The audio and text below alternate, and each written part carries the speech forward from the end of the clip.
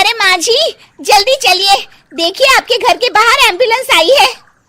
गायत्री भागती हुई दरवाजे पर आती है। तभी उसकी बहू चांदनी को बाहर लाया जाता है। हे भगवान, ये मेरी बहू को क्या हो गया? एक्सीडेंट हो गया माँ जी। अरे लेकिन ये कैसा एक्सीडेंट है? चोट तो कहीं नजर नहीं आ रही। अरे माँ जी, दिमाग में अंदरूनी चोट लगी है और ये अपनी याददाश्त खो बैठी है। हैं? मेरी बहू याददाश्त खो बैठी है, अब क्या होगा? अब फिक्र मत करिए, बस इनका अच्छे तरीके से ख्याल रखिए। मैंने दवाइयाँ दे दी हैं, अब मैं चलता हूँ। अगले दिन अब तेरी तबीयत कैसी है बहू? बहू? किसकी बहू? हम भैरवगढ़ की ठाकुर विक्रम सिंह की बेटी रूपवती हैं। हम एक राजकुमारी हैं और तुम हमारी दासी हो बुढ़िया। अरे बेटा विशाल, बहू कैसी बहकी बातें कर रही है। अरे कुछ मत पूछो माँ, रात को मुझसे अपने पैर दबा रही थी। सर पर चोट लगने की वजह से इसका दिमाग पूरी तरह खराब हो गया है और ये अपने आप को राजकुमारी समझ रही है। तभी वहां चांदनी आ जाती है। तुम दोनों यहाँ क्या खुसुर फुसुर कर रहे हो? कहीं तुम दोनों मिलकर हमारे खिलाफ कोई षड्यंत्र तो नहीं रच रहे हो? हम तुम्हारा सर तलवार से उड़वा देंगे, समझे? अरे नहीं नहीं राजकुमारी जी, हम तो आपके सेवक हैं। भला हमारी इतनी हिम्मत। कहिए, आपने यहाँ हॉल में आने का कष्ट कैसे किया? हमें बहुत भूख लगी है। ए दासी, जल्दी से हमारे लिए भोजन का प्रबंध करो। आज हम शाही कबाब खाएंगे। विशाल अपनी माँ को चांदनी की बात मानने के लिए इशारा करता है। ठीक है राजकुमारी जी, मैं अभी आपके लिए भोजन लेकर आती हूँ। इस तरह विशाल और उसकी माँ ना चाहते हुए भी चांदनी की जी हजूरी में लगे रहते हैं। लाओ माँ, जल्दी से मेरा टिफिन दो, मुझे देर हो रही है।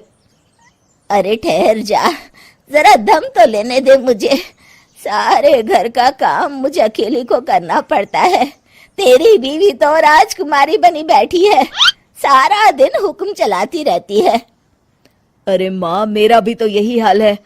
फिलहाल तुम मेरा टिफिन दे दो, मैं चला। रुको, कहाँ जा रहे हो? अरे मर गया रे, ये कहाँ से आ धमकी? आज हमारा जुहू चौपाटी घूमने का मूड है और हमें अपने लिए नई साड़ियाँ भी खरीदनी है। चलो जल्दी से अपना वाहन निकालो और हमें ले चलो।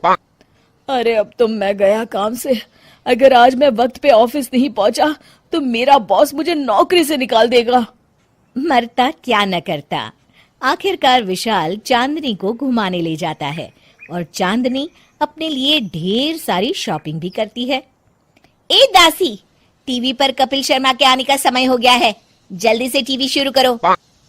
अरे वाह, कपिल शर्मा तुझे याद है, बाकी कुछ याद नहीं।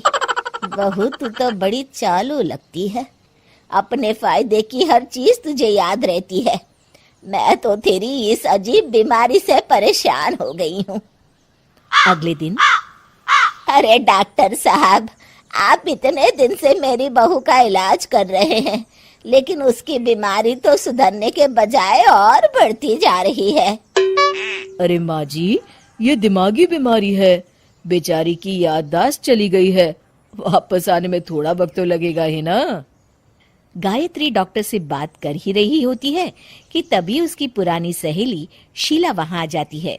शीला को देख अचानक डॉक्टर घबरा जाते हैं। अच्छा माँ जी, मुझे एक मरीज को अर्जेंट देखने जाना है, मैं चलता हूँ। ये कौन था? अरे अब क्या बताऊं शीला, एक एक्सीडेंट भी मेरी बहू की याददाश्त चली गई है। ये डॉक्टर उसका इलाज कर रहा है। ये डॉक्टर कब से बन गया?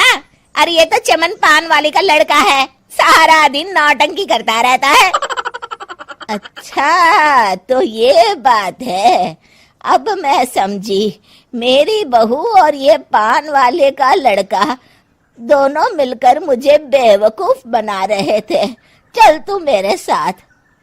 गायत्री शीला को एक बड़ा सा डंडा हाथ में देकर अपनी बहू चांदनी के कमरे में ले जाती है।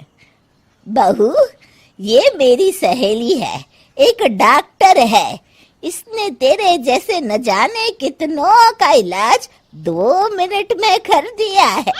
इसका कहना है कि सर पर जहाँ चोट लगी हो, अगर उसी जगह दोबारा किसी बड़े डंडे से जोर से मारा जाए तो मरीज की याददाश्त वापस आ जाती है। देख, हम डंडा भी लाए हैं। अपनी सास की बातें सुनकर और हाथ में बड़ा डंडा देख चांदनी घबरा जाती है। अरे बाप रे, मैं तो फंस गई। इस डंडे की एक बार की वार से ही मैं तो चारों खाने चित हो जाऊंगी।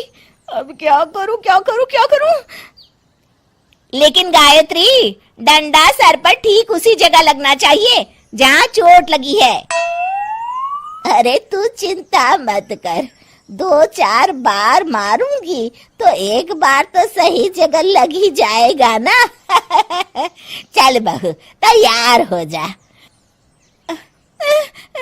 अरे माँ जी, मुझे मत मारिए। दरअसल घर के काम करने से बचने के लिए मैंने ये सब नाटक किया था। मुझे माफ कर दीजिए, मैं कान पकड़ती हूँ। दोबारा ऐसी गलती कभी नहीं होगी।